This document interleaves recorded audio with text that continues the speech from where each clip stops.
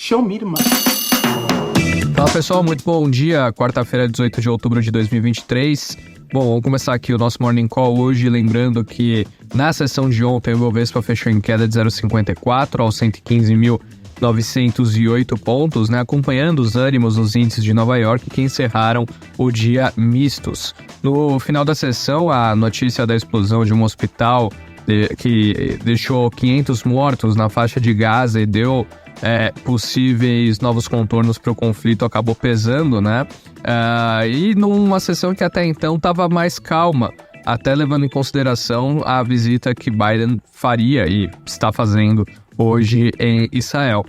Os dados de vendas no varejo nos Estados Unidos e da produção industrial mostraram o que os investidores temiam, que a economia dos Estados Unidos segue mais resiliente do que o desejável para mudar o curso da política monetária do Fed, o que pode levar a um aperto mais prolongado. Ainda assim, o sentimento positivo que vem dos balanços trimestrais ajudou a segurar os principais índices de Nova York. O sentimento de aversão ao risco, mais uma vez, pesou principalmente na curva de juros lá nos Estados Unidos, né? Os Treasury Yields que passaram por mais um dia de alta, portanto, o rendimento dos títulos de 10 anos, por exemplo, cresceu 13%, né? 13 pontos base, na verdade, para 4,83%, enquanto o yield com vencimento em 2 anos teve um avanço de 12 pontos base, com seu rendimento atingindo ali 5,22%.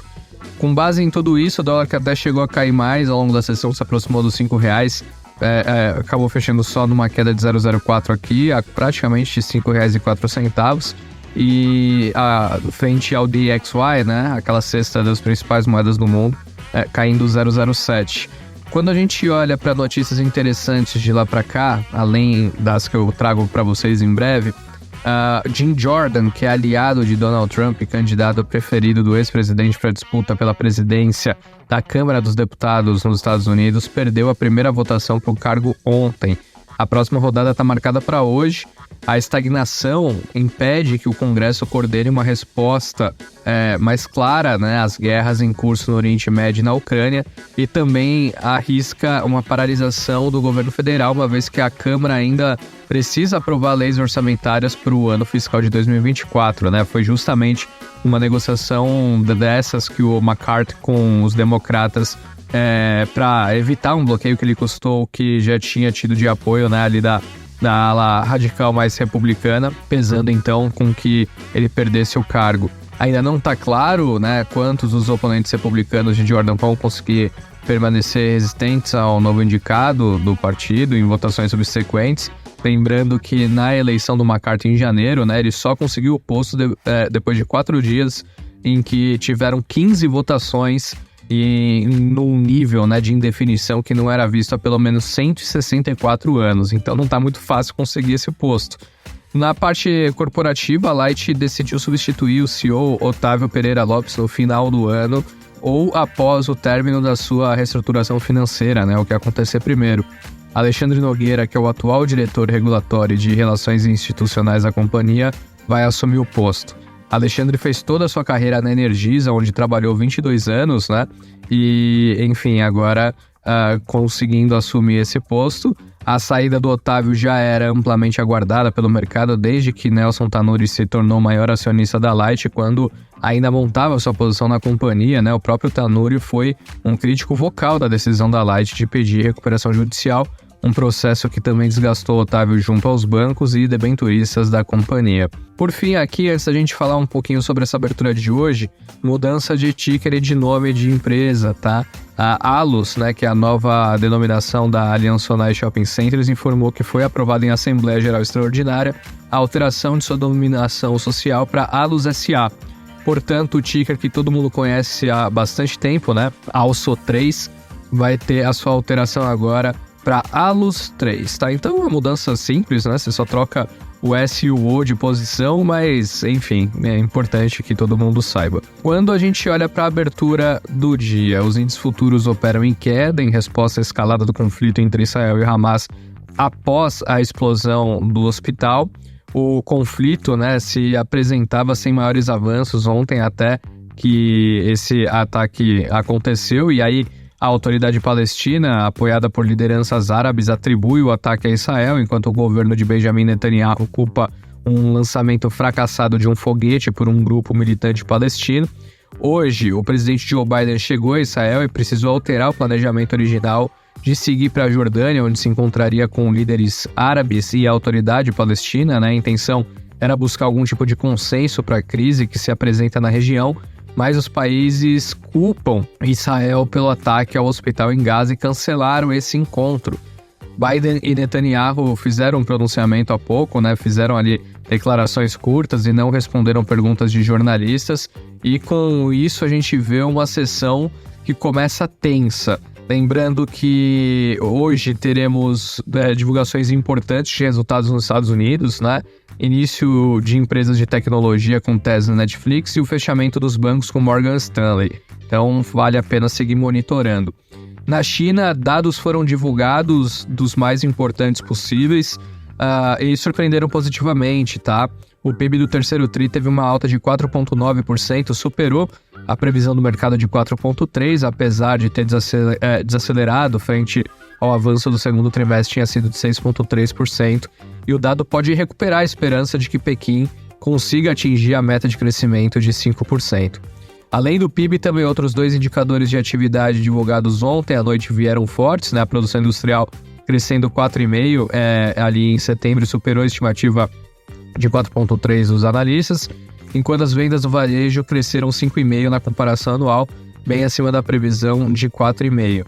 A única grande preocupação que vem de lá, pelo menos neste momento, né, eu estou falando em termos de noticiário do dia mesmo, é o seguinte: em Hong Kong pesou a preocupação com o possível default da incorporadora Country Garden, que disse a Bloomberg que não deve ser capaz de honrar o pagamento de 15,4 milhões de dólares com vencimento hoje, tá? Então o default de uma das maiores incorporadoras do mundo pode acontecer na sessão. Lembrando que já é noite por lá, né? Então o pagamento não foi realizado, mas vamos monitorar ao longo do dia. Sobre os números, Dow Jones, S&P e Nasdaq que cai nesse momento 0,28, 0,41 e 0,53 no pré-mercado. Todos os mercados europeus também operam em queda e variando até de maneira mais categórica de 0,6 a 0,8, tá? Nesses movimentos negativos. O Brent, com a tensão no Oriente Médio, volta a subir. Neste momento, 2,6%. O Brent a $92,17, chegou até a atingir 93 um pouco mais cedo. O minério de ferro perdeu força, caiu 0,4 em Dalian, $117,70, mesmo com dado mais forte ali, né, nesses econômicos. E quando a gente vê na parte das criptos, o Bitcoin sobe 0,32 e o Ethereum cai 0,72 na sessão. No noticiário que vale a pena aqui o destaque, o projeto de lei de privatização da Sabesp será via follow-on e o governo do estado de São Paulo vai reduzir sua participação na empresa numa porcentagem entre 15% e 30%, mantendo o direito a veto em decisões estratégicas, ou seja, golden share, fazendo o modelo ali, né, de follow-on com a intenção de aprovação até o final de novembro, começo de dezembro, para que a oferta possa ocorrer em fevereiro do ano que vem.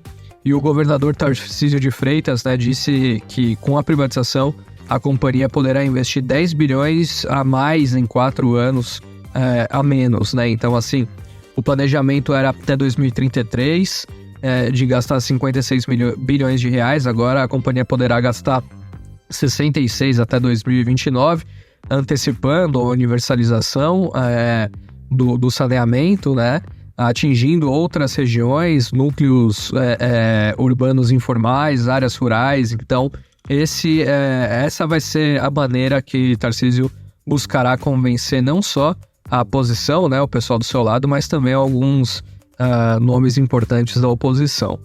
Sobre MRV, a divisão de incorporação da empresa que contempla as marcas MRV e Sensia, né, que é aquela companhia ali nos Estados Unidos, teve vendas líquidas de 2 bilhões e 213 milhões de reais no terceiro trimestre, saltando 55% em relação a um ano antes, segundo divulgou a empresa. Mas pegando aqui a análise do JP, né, eles dizem que o número foi em linha com o esperado, e os analistas imaginam uma reação neutra ou até ligeiramente negativa para as ações, já que os investidores continuam focados na geração de caixa da própria marca MRV, e que preocupa um pouquinho. Além disso, a Vale reportou seus dados de produção do terceiro trimestre, né, sempre antecipando o resultado uma semana antes. E minério de ferro atingiu ali 86.240.000 toneladas no período, caindo 3,9% em relação ao terceiro TRI de 2022, mas crescendo 9,5% em relação ao segundo TRI desse ano, né? Indo bem direto à avaliação, tem vários outros dados, né, de materiais que a Vale também produz, mas indo direto para a avaliação, na visão da XP, os volumes menores da empresa foram compensados por preços melhores e apesar da queda de 4% na produção do minério, preços realizados de finos de minério de ferro, né, ali a $105 a toneladas, crescendo 7% em relação ao segundo TRI, joga a favor. Embora seja essa análise, a XP tem uma recomendação neutra para o papel, com preço-alvo a R$70, que dá um upside ali de mais ou menos 7,6% apenas em relação ao fechamento de ontem. Essas são as principais notícias de hoje. Um bom dia, bons negócios e até mais. Tchau, tchau.